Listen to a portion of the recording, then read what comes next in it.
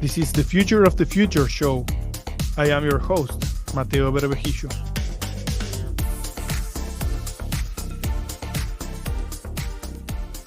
Today, we are diving deep into a topic that touches every growing company, recruitment.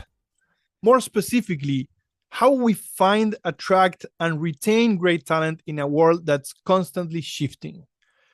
Joining me is Ali Sichel, founder of Fox Talent Solutions, a company that is not just filling roles, but helping organizations build smarter, more strategic hiring engines. Ali's journey through the world of recruitment is as inspiring as it is thankful. She helped shape teams at high growth startups and understands both the art and the science of connecting companies with the right people.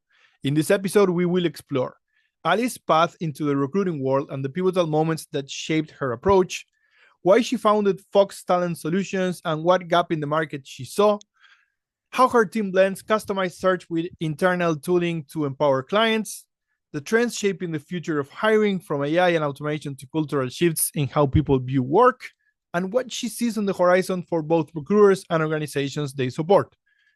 Whether you're building a team, navigating the job market, or just curious about how the recruiting landscape is evolving, this episode is packed with wisdom and forward-looking insights. Let's jump in.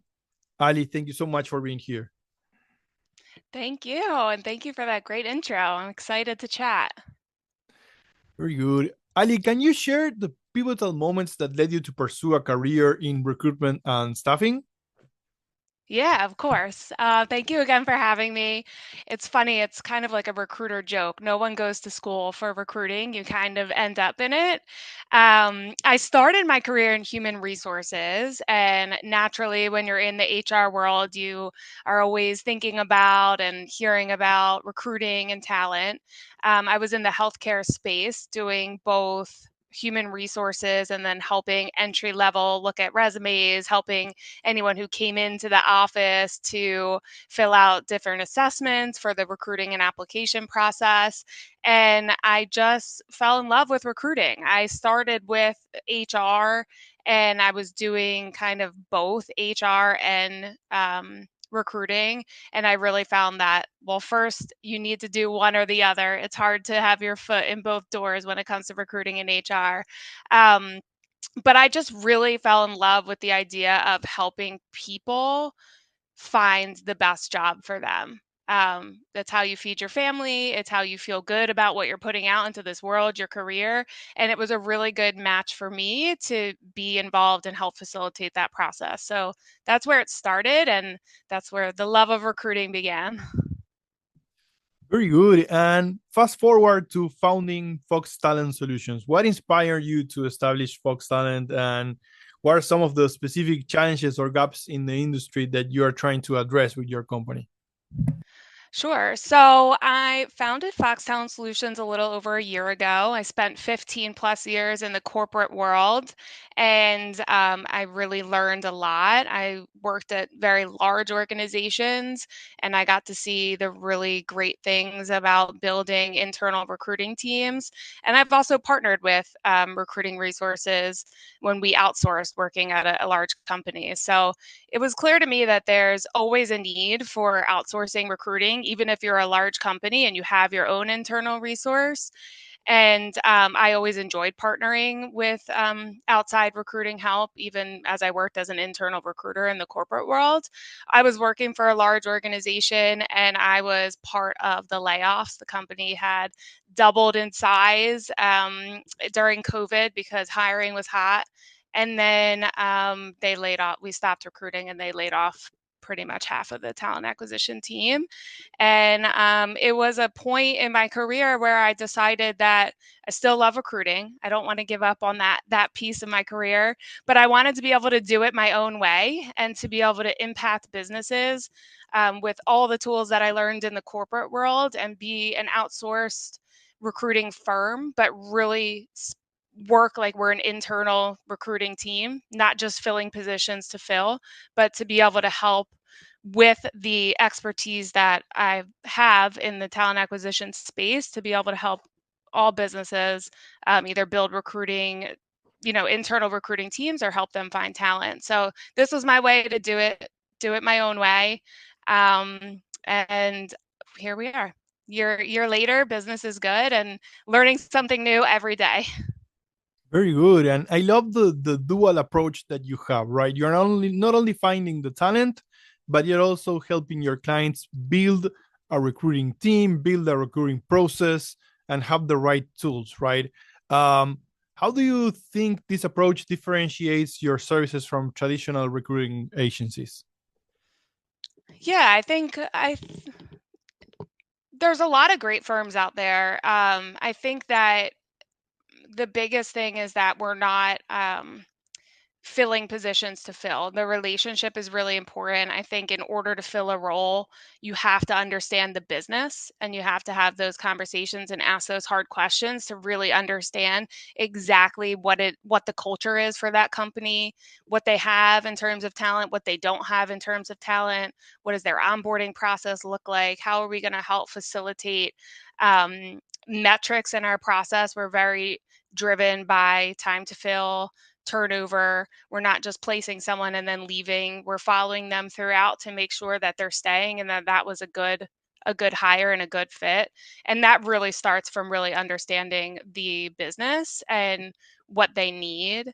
A lot of times companies come to us and they just have a job description and they're like, okay, go ahead. And there's so much more to it. So I think really just not focused on like the commission based, we're going to come in and fill a position and then leave. It's really like a partnership over time so that we become that extension and that arm of their team for talent.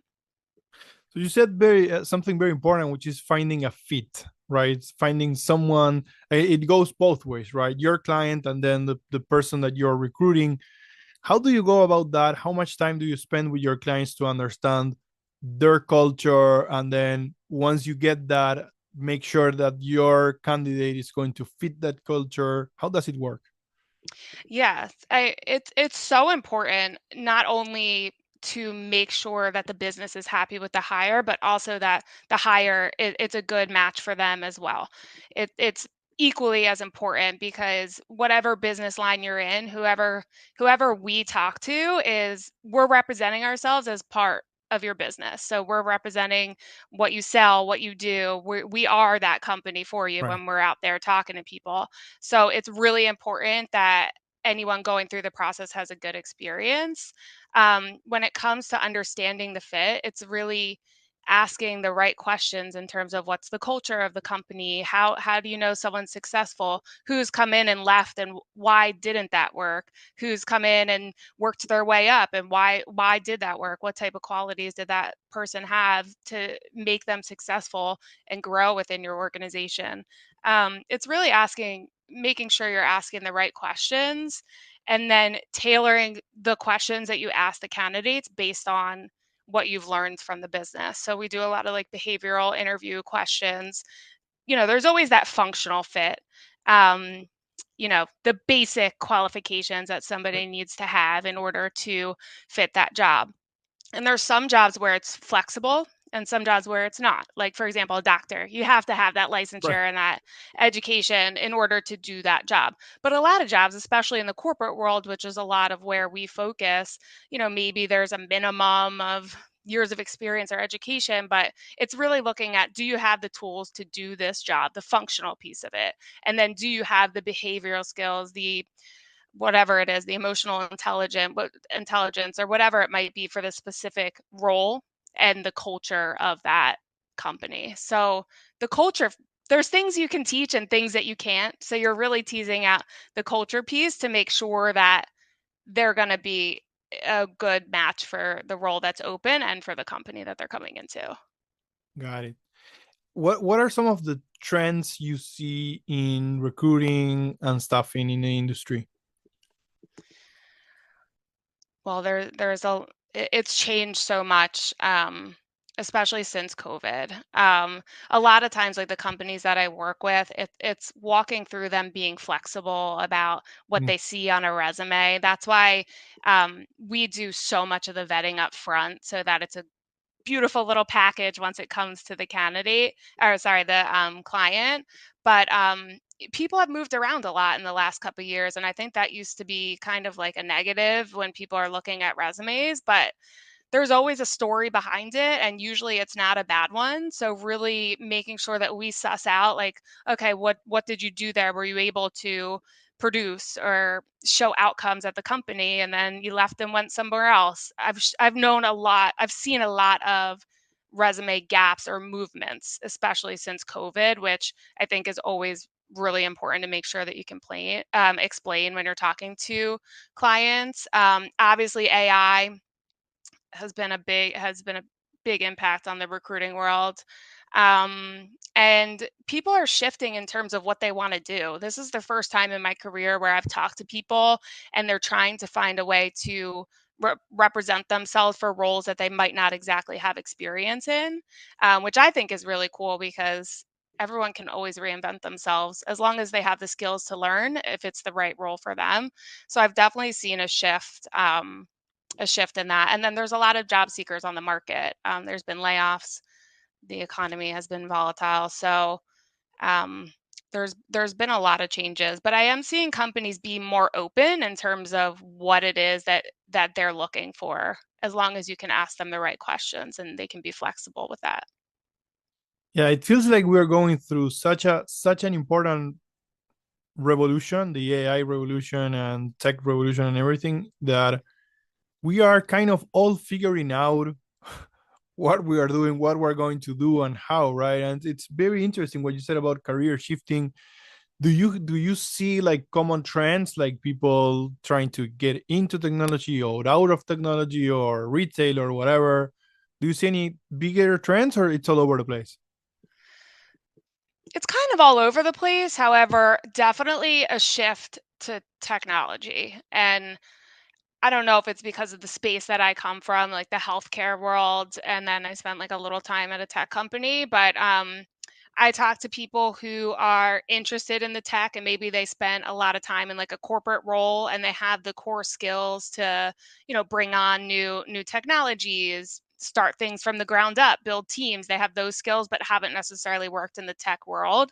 Yeah, So obviously it's clear AI is where we're going, and even they're teaching kids now so early yeah, STEM and all that stuff. So that's where it's going. So I have noticed like a shift maybe in the mid to later career of people being interested in where it's going and trying to get into the tech world.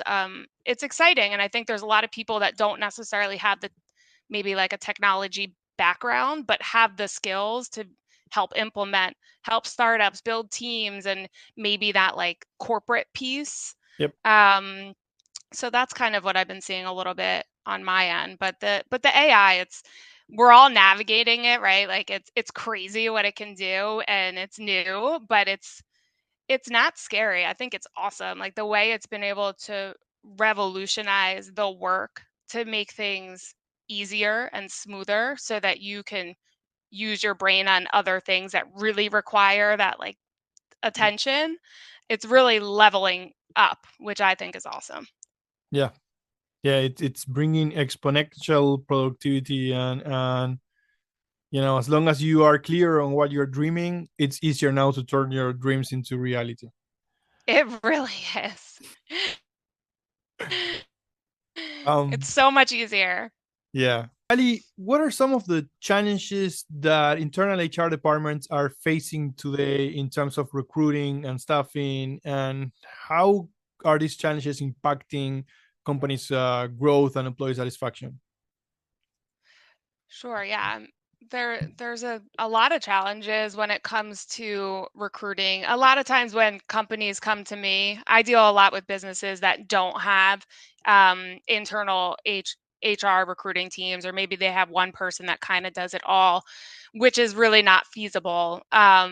So I think one of the challenges is resources, which is why a lot of companies outsource when it comes to staffing. It's really important to have someone with experience and someone that has 100% attention when it comes to recruiting. That's when I've seen companies make the mistakes when it comes to hiring, and the cost of making a bad hire is really a big cost when it comes to turnover. Not only a financial cost, but the morale of the company. Companies are working very lean right now, so people are working a lot, and you can't really make hiring decisions or give it the good attention if you don't have someone who's focused on doing it. Um, so I think that teams are stretched thin. HR is such a pivotal department to an organization, and that they're working with leaders, they're helping guide them through tough situations, they're working on onboarding and career progression for people within the organization, being that safe place for somebody to come to if they're having a challenge at work or whatever it might be. Um, so I think that they're stretched thin, and I think hiring has a you have to work on compliance, internal operations, what your process looks like. And I think the tools and the pipeline is challenging. So you have to be set up. A lot of companies are using tools that are like older or maybe not 100% focused on HR or talent acquisition. So people are getting scrappy when it comes to recruiting and HR. And it's such a pivotal department to help an organization run. I've seen it change a lot over the years. Like now we're called partners, as opposed, it kind of used to be this division between HR and leadership. Like they're the rule followers and they're there to keep everybody in line. But I've seen a shift in terms of it really is a partnership. It has to be, because they're people focused while you're business focused on doing what you need to do.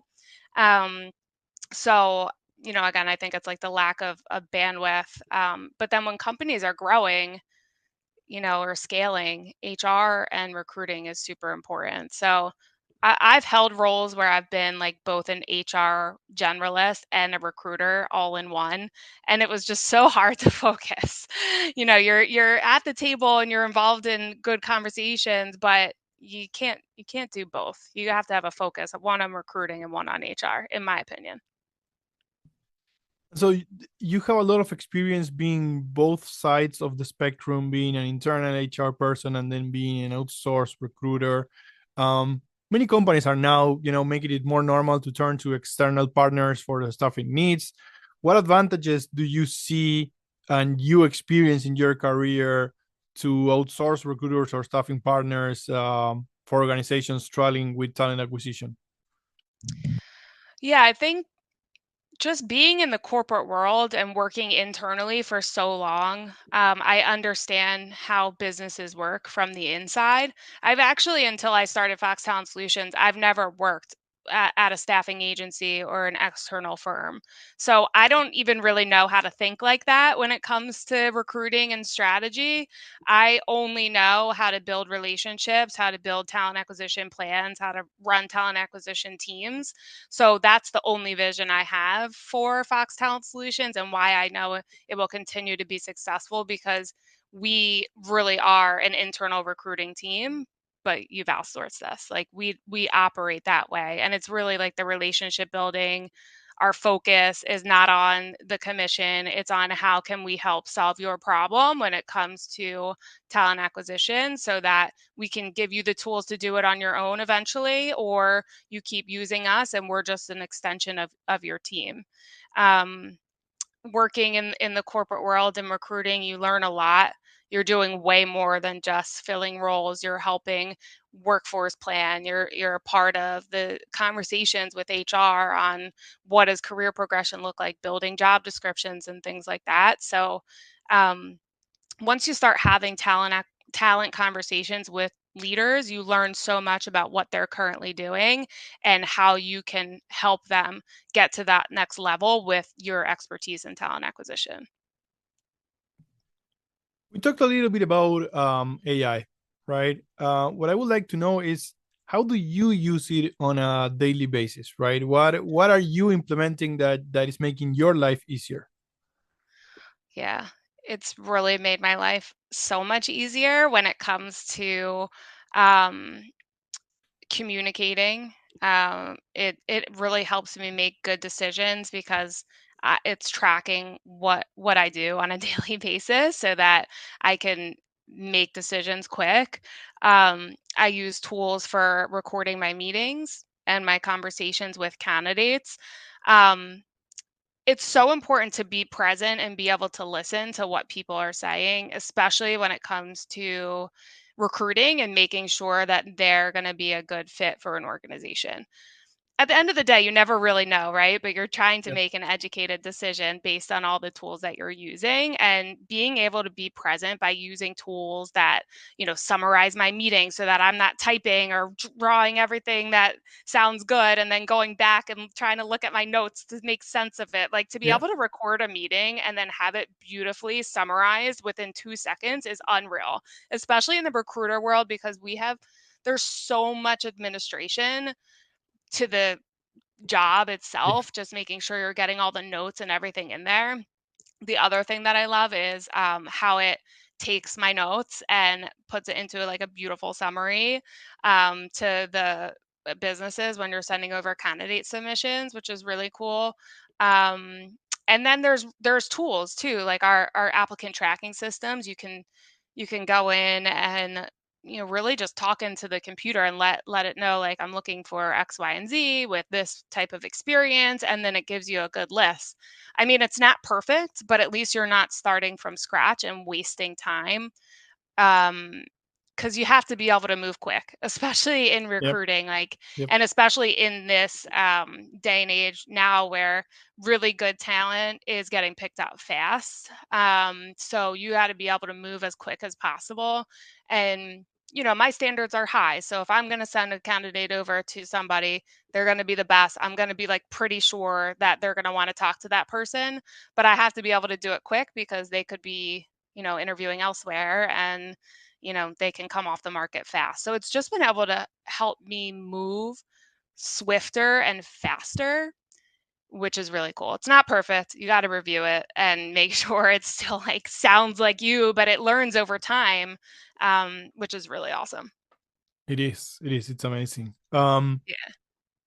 So we talked about trends, but when you think about the future of the industry you're operating in, when you think about the future of Fox Talent Solutions, what would be your predictions for what's ahead for recruiting and staffing? Right, if you think about the next 2 to 5 years, I know it's hard, but what would be your predictions that is going to happen in the industry? I think companies are getting smarter with how they resource, and I think that hiring is a big piece of what companies need to do to grow and scale. I think the ones that are making it and growing and scaling right now are going to be really focused on recruiting. And I think companies are learning that outsourcing, but in the right way, is going to help them get there. So, like, something we do at Fox Talent is more of like a hiring as a service. So it's a flat fee. They get to have us until their roles are filled, or we help them build an internal recruiting team or whatever it might be. So I think people are outsourcing, but in a different way. Like, there's a focus on fractional talent and things Mhm. like that. Um, which I think is really cool, because you're recognizing that you have a need when it comes to recruiting, and then you're hiring someone with that talent to come in and do a job, and hopefully you're along for the ride. So I think a lot of people are moving towards the outsourcing, but also making sure that it's practical, and a good investment for your budget and what you can do. So that's why we focus on the hiring as a service model, as opposed to the percentage based on the annual salary. That never felt good to me in terms of recruiting, because you're focused on that more than you are Right. doing the job that's at hand. And recruiting really is not just filling a role and leaving. It's following them through. It's giving the company the right tools to interview so that that candidate has a good experience and there's a clear, you know, path to how they come through the interview process. So I think that's the biggest. I think there's a shift in how people are using agencies on the outside, and then I do think companies are starting to be more flexible in terms of what talent looks like Right. and who they're bringing into the organization, not just looking at these cookie cutter job descriptions, but really thinking about, like, how can we level up? Who can bring something to us that we don't have? And I like to see the shift in leaders, when they hire someone, that they would have never thought that they would have on Right. paper, but they gave that person a shot because they had an outside agency vet that person from the beginning, and you have those conversations and get them to interview someone that they never would have thought to interview. I think is cool, and I think companies are realizing that that's important. Do you have one example that comes to mind where you go like, man, I am so happy that I was able to show the client that this person was great and it's working great now, and it wasn't an obvious fit, but it became a great fit. Yeah, I do. I feel like it happens all the time. Let me think. Um, I recently hired somebody in, or placed someone in in a healthcare setting. It was for a like a manager of like the kitchen area, Right. and they were looking for somebody. They were a little all over the place in terms of what they were looking for, and we were able to find someone that came from a different type of background, not specifically in healthcare, because they were very set on they have to know how a hospital works. He actually came from running a kitchen in a prison setting. And we were able to talk through how much that setting could relate and translate to like a hospital kitchen because of the nuances of dealing with patients and dealing with people who are in the prison system. So it was more of like learning about the core skills of what this person has as opposed to what industry that they were in, which happens a lot. A lot of times people come to me and they're like, I only want someone who has experience in X, Y, and Z. Right. And then once you talk to that person and tease out where their strengths are and present them in the right way, you can make a perfect match. And this guy was awesome. They ended up hiring him, and he was like such a pleasure to work with too. And I just love when that happens. It's not always it doesn't always happen that way, but it was fun to talk through like how he could make an impact even though his industry experience was different. And I just love when that happens because it gives the candidate a good experience and a shot at doing something different that maybe they never thought they could do, and it gives the company new insight from somebody coming from a totally different background. So it's always fun when that happens. Is that one of your favorite moments or times of the job? Yeah, I would say so. I mean, I've been doing this for so long. There's been so many. That's like a more recent one. Um, yeah, that was a good one. That was a win for Foxtown Solutions. Nice. Very, very happy to hear that. Ali, for aspiring recruiters, anyone that is considering a career is listening, what skills or experiences will you deem essential, and how can they navigate the challenges of the industry and build a career in recruiting? Yeah, recruiting is fun. You have to like people. You have to like talking to people. You have to like listening. You have to like listening. And you have to like the chase of finding the right fit. It's not easy. Sometimes it's easy, but it's very rare. So you need to have that grit. And there's a lot, you have to be savvy too, because there's a lot of things that happen along the way, and you have to know how to respond and how to move in a sense that makes sense. It's a huge responsibility.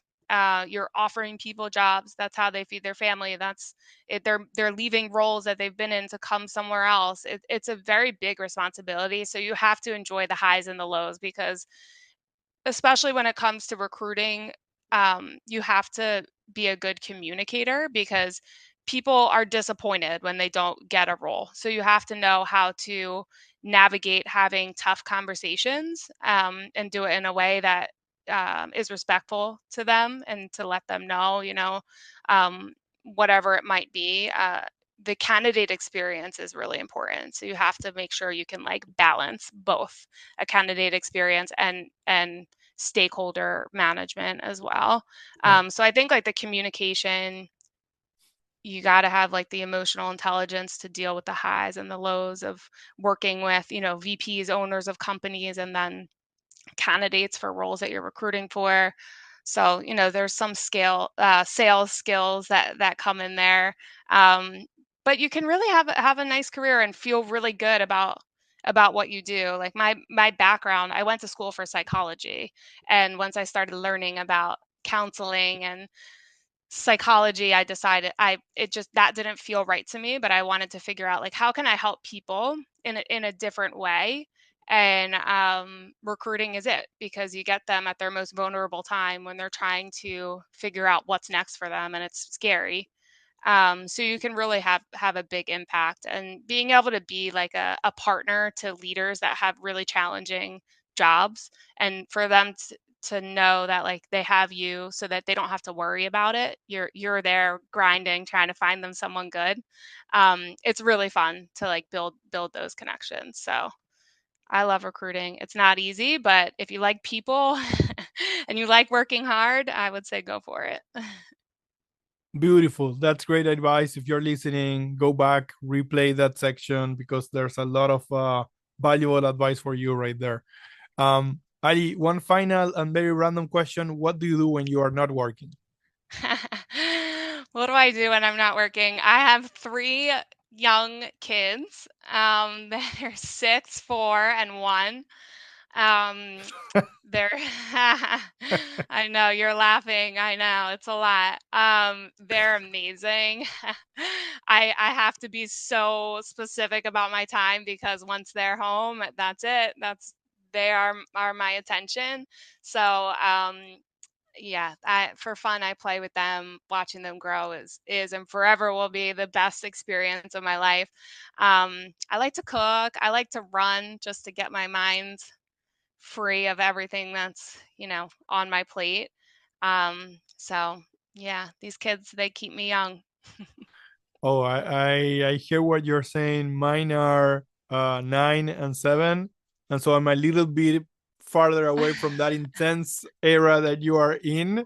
But I only have two, and I remember those times very well. And so that's what I was laughing like. Oh, free time. Okay, what's that? What's that again? Yeah. I almost said fun. I don't know what fun. No, we're having fun. No free time. There is no free No time. free time. Yeah. All of my time is taken care of, but they do keep it fun, and they help me prioritize like what's important in life, and it's definitely like watching kids grow and just have a good time and wander around and make a mess. It's crazy, but it's awesome. That's my Uh, fun right now, my kids. Good stuff. Good stuff. Ali, thank you so much. This was a wonderful conversation. I loved it, and I hope that we can get to do it sometime again in the future. Thank you so much for having me. It was great chatting.